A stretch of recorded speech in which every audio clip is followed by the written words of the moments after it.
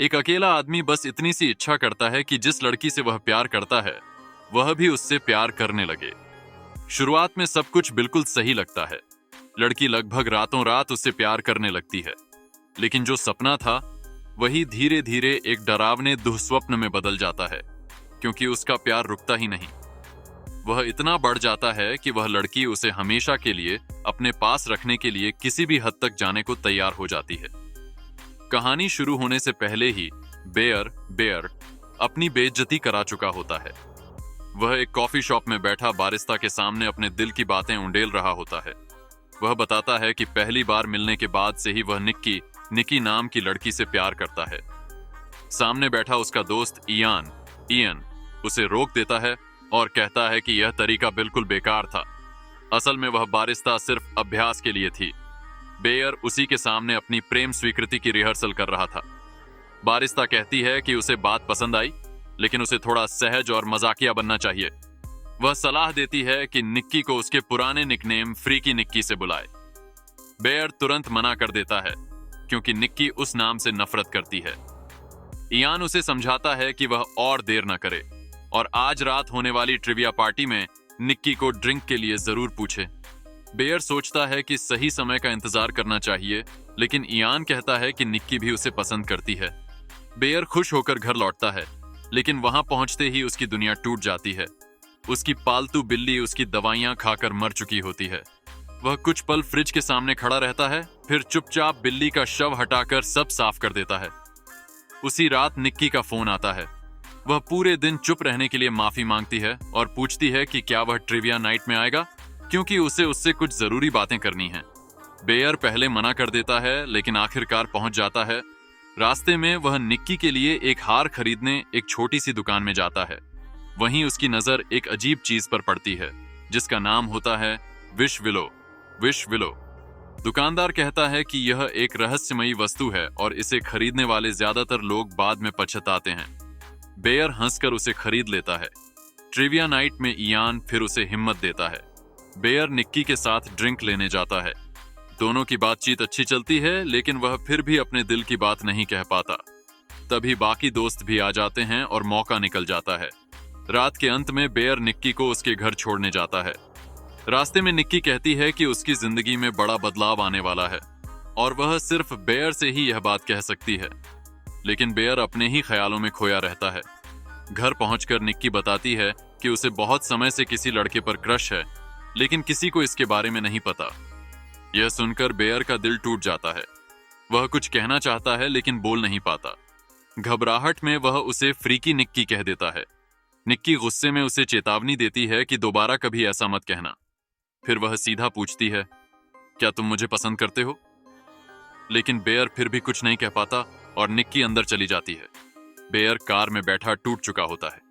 तभी उसकी नजर विश विलो पर पड़ती है। वह उसे तोड़कर इच्छा मांगता है, काश निक्की मुझे दुनिया में सबसे ज्यादा प्यार करे। पहले तो कुछ नहीं होता, लेकिन तभी वह देखता है कि निक्की अपने घर के सामने बिल्कुल स्थिर खड़ी उसे घूर रही है। वह वापस आती है, उसे अंदर बुलाती है और फिर उसके साथ उसके घर चली जाती है। वह रोते हुए कहती है कि उसके पिता मर रहे हैं और वह अकेली नहीं रहना चाहती। दोनों के बीच नजदीकियां बढ़ती हैं, लेकिन अचानक निक्की घबरा जाती है और कहती है कि उसे पैनिक अटैक आया है। अगले दिन बेयर उसे अपनी मरी हुई बिल्ली के शव के पास कोई अजीब सा विदाई अनुष्ठान करते देखता है। ऑफिस में बेयर सारी बात इयान को बताता है। इयान इसे किसी नशे का असर मानता है। उसी शाम निक्की वापस आती है और कहती है कि वह भी लंबे समय से बेयर से प्यार करती थी। इसके बाद दोनों का रिश्ता शुरू हो जाता है। कुछ समय तक सब कुछ खूबसूरत चलता है, फिल्में, डेट, देर रात की बातें। लेकिन एक दिन बेयर को पता चलता है कि निक्की ने अपने पिता के बारे में झूठ बोला था। उसके पिता पूरी तरह स्वस्थ हैं और कैंसर जैसी कोई बीमारी नहीं है।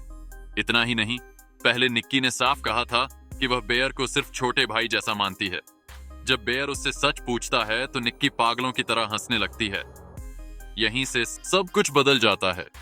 अब निक्की का प्यार जुनून बन चुका होता है। वह कमरे के कोने में बैठकर रोती है कि बेयर उससे उतना प्यार नहीं करता। एक सुबह बेयर उठता है तो देखता है कि सोते समय निक्की ने उसके बाल काट दिए हैं।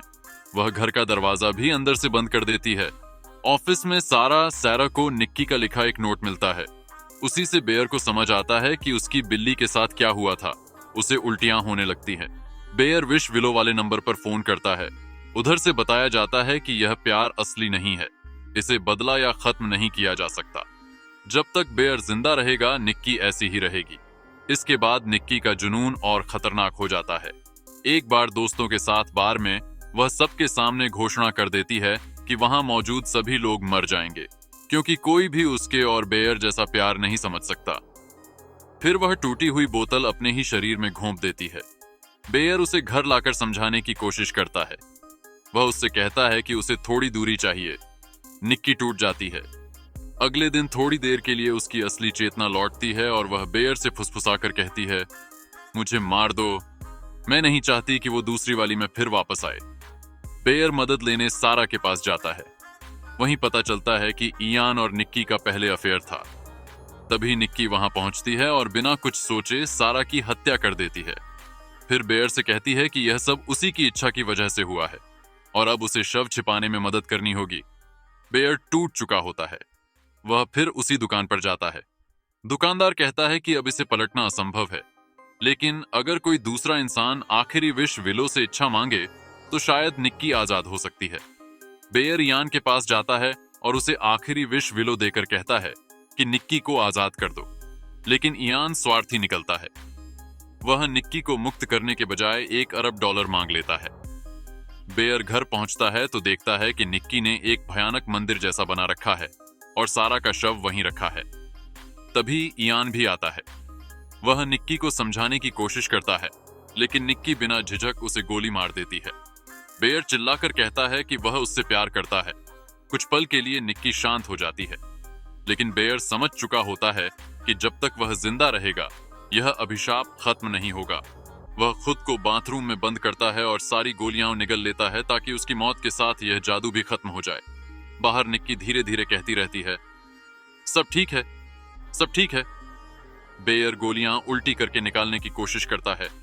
तभी उसे बाहर किसी चीज के टूटने की आवाज सुनाई देती है।